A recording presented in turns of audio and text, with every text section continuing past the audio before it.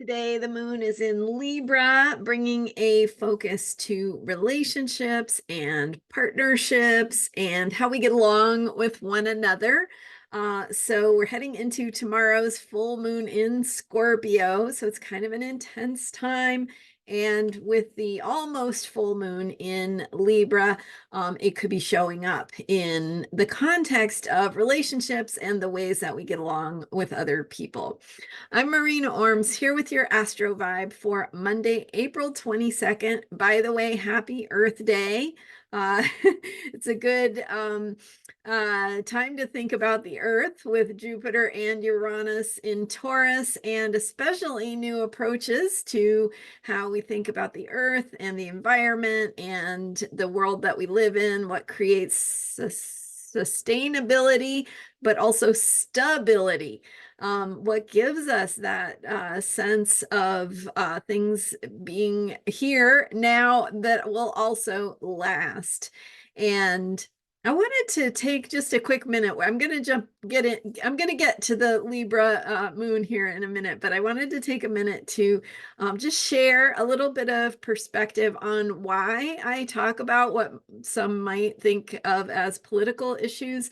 I'm an evolutionary astrologer, and I have been focused on healing and what is healing? How do we heal? How do we come more fully into that place that we all crave to be, where we're happy, we're peaceful, we feel good about ourselves. We know what healing looks like, right? And not just physical healing. Physical healing looks like you don't have pain, you don't have a condition that is threatening your life. Physical healing means you're functional.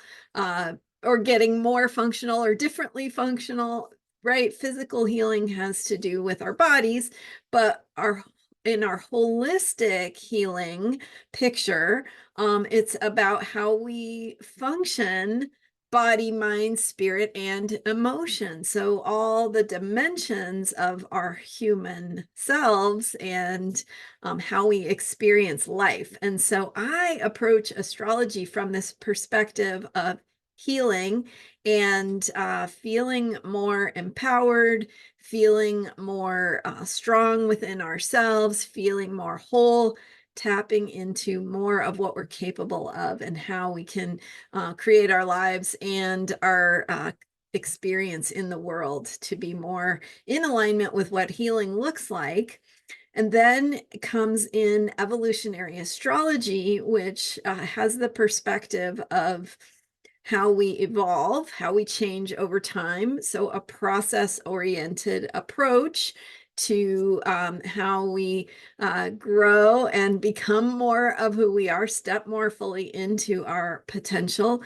And that aligns beautifully with the cycles of astrology and how cycles align with our own healing process. Hence, I wrote a book called Cycles of Healing, bringing together that connection of the process-oriented approach to astrology with our own healing process and stepping into greater wholeness, which includes empowerment, well-being, sense of happiness, purpose, things that give meaning to our lives, that make us feel like we're doing what we're here to do as human beings and making things better for ourselves and our fellow humans. So healing comes together with evolutionary astrology, and in the collective, that shows up as things that we tend to think of as political. So it has to do with how we heal, how we function better in society, how we get along better, how we create systems that work better for everyone, how we can be responsible stewards of our environment and our earth, as well as taking care of ourselves, which our fellow human beings are connected to ourselves. And so if you're thinking about another group and thinking in terms of what looks like compassion toward another group of people, it also is benefiting you. So in other words, the other is not other. So when we heal issues like systemic racism or sexism or these other things that are harming some part of our society, we're actually contributing to the health and wholeness of that's good for all of us. And that's my perspective. I think that healing has to do with all of these things. Healing has to do with being better people and creating a society that allows us to operate. It's never perfect, right? But when we align with that process, we get the ability to participate in helping that process along and feeling good and bringing about healing for ourselves along the journey. And I'm just going to pause for a minute and let my cat out. Hang on.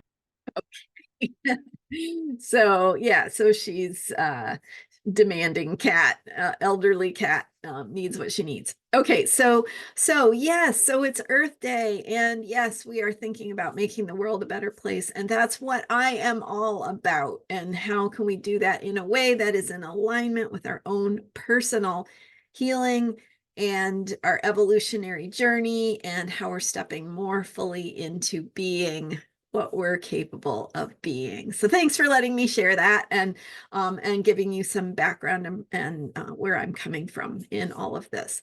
So so today the moon is in Libra, which is a theme of focusing on self and other together. So it brings in that healing in relationships, right? Theme of how we show up in our relationships, what we're learning through our relationships, and how we can be more powerful and effective, just like everything else, in the ways that we share together and do things together with other human beings, collaborating, partnership, cooperation, what it looks like to bring our uniqueness together to create a stronger whole, right? A whole that is bigger than the sum of its parts, that also involves having to get along and having to work together, which can be challenging. So how we do that, again, there is no perfect solution. There is no one-way answer. It is all about our own creativity and finding what works, right? It's going to be unique for every relationship. It's going to be unique for each of us, and finding that balance between what we need and how we can cooperate and work together effectively with others. It will never be perfect all the time. That's the nature of a process, is that it has parts of that process that are more comfortable and parts of it that are less comfortable, parts of it that might be really fun and exciting, other parts that might be really challenging, but they're pushing us to learn more about how to respond creatively with new possibilities for how we might think of this relationship, or how we might think of how we work together. So those are some themes as we think about the Libra moon. We're heading into tomorrow's full moon. The moon is almost full. It has that full moon reveal energy, where it is reflecting something back to us or illuminating something that we need to see in our lives. That happens every moon cycle. So with the full moon tomorrow, it will be in Scorpio and taking us into that deeper place. So if are themes coming up for you around relationship and how you get along with other people, there could be a deepening of that heading into the Scorpio full moon as you explore what deeper places of trust and intimacy and ways of being effective and creative together with other human beings, how that might look.